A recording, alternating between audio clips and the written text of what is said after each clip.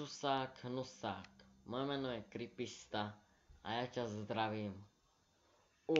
Reakcia na najnovšie animácie. Nepozeral som ich predtým, kúkol som si len, dá sa tak povedať, že len obrázky, viete, aké dáte na video a tak mám naskokujú obrázky. Tak podľa toho som si vyberal, jak je to, jak to vypadalo a my sa môžeme vrhnúť na prvý príbeh, ktorý sa volá... Jak sa volá? Asi toto je názov Triton. OK.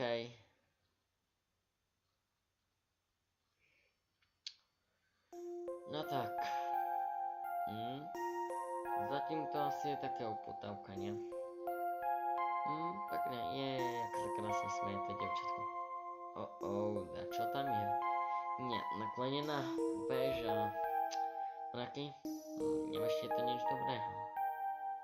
No, čo už. Hlavne nech sa nekúka z okna, lebo vtedy je to najviac creepy, keď sa kúka takto z okna a potom ako zakázané ovocie, rada ochutnáva. To čo to je, what the fuck? What the heck, to je gruľa. Jaká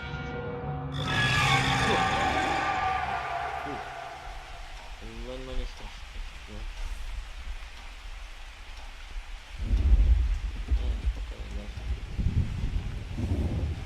Tak nie, to bolo.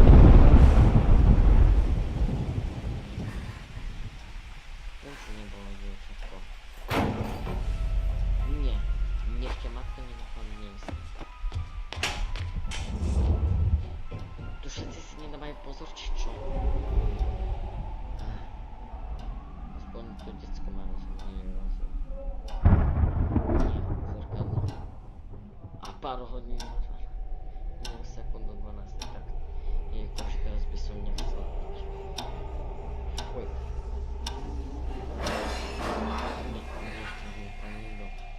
No potom poviem, že si glúb. Nie, ona ide za matkou. Ona je glupa. Keby som bol jej v koži, zostanem v izbe. No čo už. Keď nazviem. Jak chodil. Nejaký asi zlodej. Nerieš.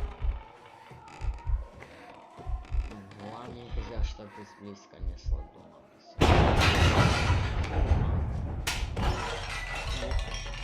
To trošku ma chcel obať. No.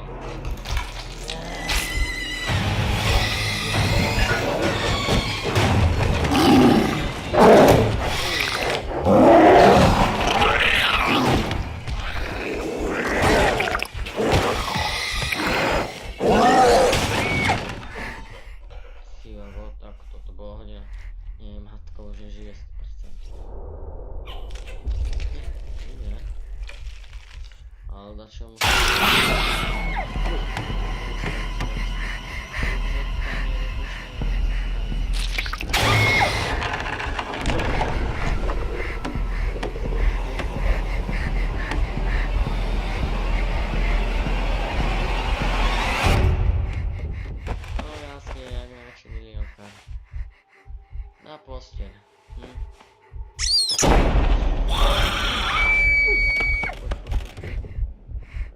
Dobre, okej. Vieš čo? Prvý.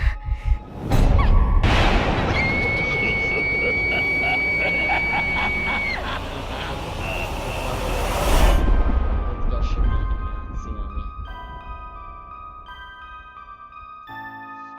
Takže tak. Ja to stopnem a ukážem si až ďalšiu animáciu. Tak už je tu ďalšia animácia. Neviem ako sa volá. Si len takto, aby si nevedeli. Je aký pekný psík. Ten chlapček posleduje.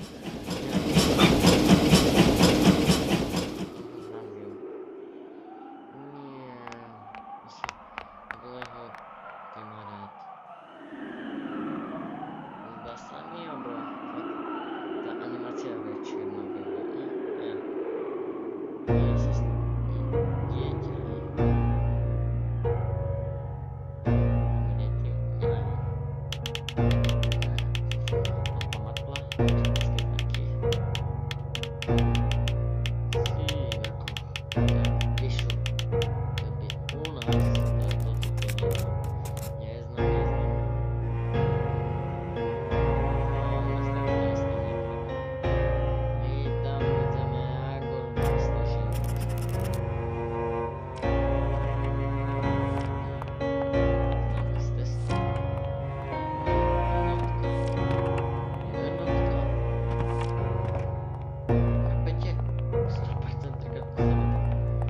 To muselo byť poriadne náhoda.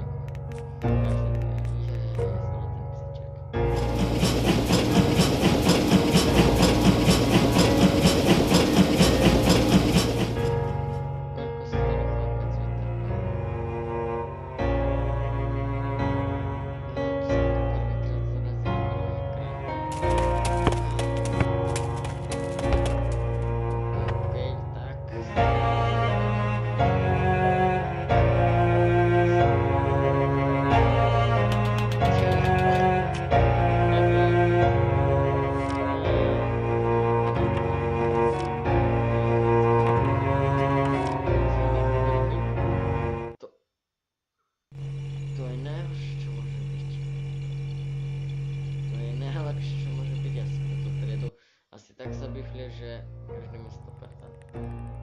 Tak to je tu nervózny. Trošičku sa kopem. Ale nevadí.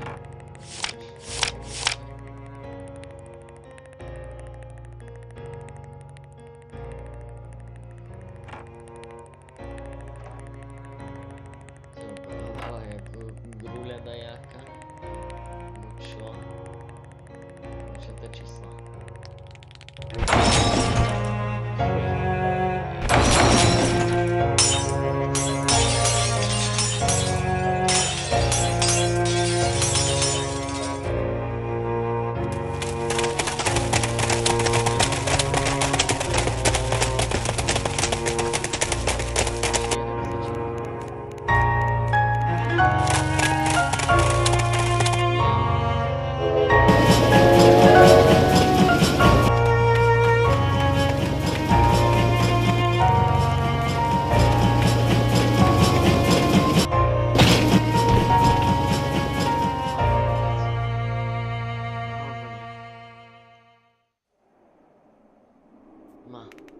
Nie, on je mŕtvy. Nie.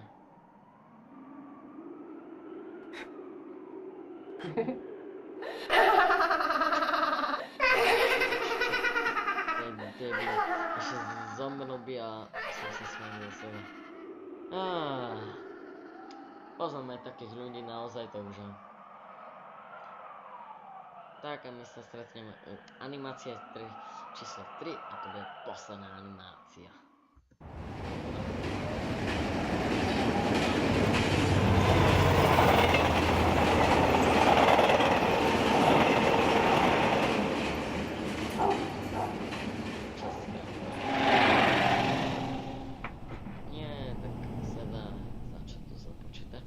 When I was a kid in the suburbs of Chicago, adventure meant Quetico Provincial Park, up on the border of Minnesota and Canada.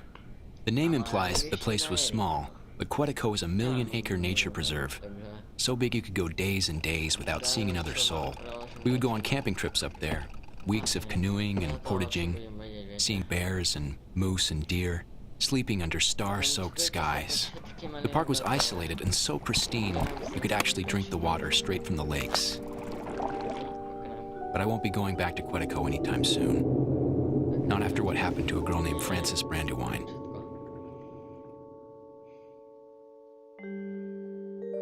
Frances was 17 at the time, black-haired and with a reckless nature, determined always to leave the well-trod path, to break new ground and be alone. A few years ago, Frances was up in Quetico with her family. They were in a remote part of the park, camped on the shore of one of the deeper lakes, a lonely body of water carved millions of years ago by a passing glacier. The deep part of this particular lake was rumored to be about 300 feet. One night after her family went to bed, Frances took the rowboat out, planning to find a quiet spot in the middle of the lake, lay on the bench of the boat, look up at the sky, and maybe write in her journal. So she left the shore, rowed for about 20 minutes, and when she felt satisfied that she was over the lake's deepest spot, she lay down on the bench and looked up at the night sky. The stars were very bright, and the aurora borealis was shimmering like a neon lasso. She was feeling very peaceful. Then she heard something strange. It was like a knock. She sat up, guessing that the boat had drifted to shore and run aground, but she looked around the boat and she was still a half a mile from shore. She leaned over the side to see if she'd hit anything, but she saw nothing. No log, no rocks. She lay back down. She told herself it could be any number of things: a fish, a turtle, a stick that had drifted under the boat. She relaxed again and soon fell into a contented reverie. She had just closed her eyes when she heard another knock. This time it was louder, a crisp, like the sound of someone knocking hard on a wooden door. Except this knocking was coming from the bottom of the boat. Now she was scared. She leaned over the side again. It had to be an animal. But what kind of animal would knock like that? 3 quick, loud knocks in rapid succession? Her mouth went dry. She held on to each side of the boat, and now she could only wait to see if it happened again. The silence stretched out. A few minutes passed, and just as she began to think she'd imagined it all, the knocks came again, but this time louder. She had to leave. She lunged for the oars. She got them in place and began rowing. The water was very calm, so she should have made quick progress. But after rowing feverishly, she looked around, and she realized that she wasn't moving at all. Something was keeping her exactly where she was. Again, she tried rowing. She rowed and rowed on the verge of tears, but she went nowhere. She stopped. She was exhausted. Her heavy breathing filled the air. She cried. She sobbed. But soon she calmed herself again, and the boat was silent again for 10 minutes. And 20. Again, she tricked herself into thinking she'd imagined it all. But just like before, just when she was beginning to get a grip on herself, the knocking came again, this time as loud as a bass drum. The floorboards of the boat shook with each knock. Now she was so shaken, she started making questionable decisions. The first was to lower one of the oars into the black water, trying to feel if there was some landmass, even some creature she could touch. As soon as the oar broke the water's surface, though, she felt a strong, silent tug at the other end, and the oar was pulled under. She screamed, she jumped back, and now she had no options.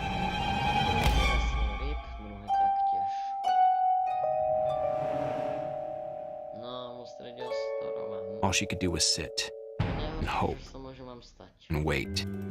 Wait for the morning to come. Wait for whatever was going to happen. The knocking went on through the night. She passed the time writing in her notebook. And it's only because of this notebook that we know what happened that night.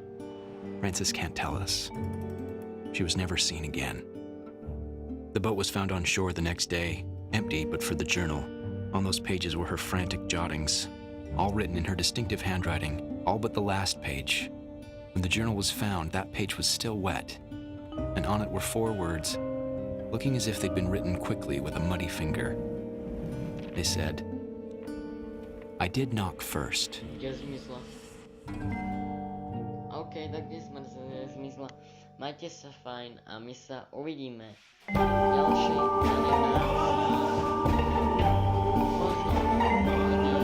Možno nejakém creepy videu a ja budem rád, keď tu zanecháš like, kľudne aj odber.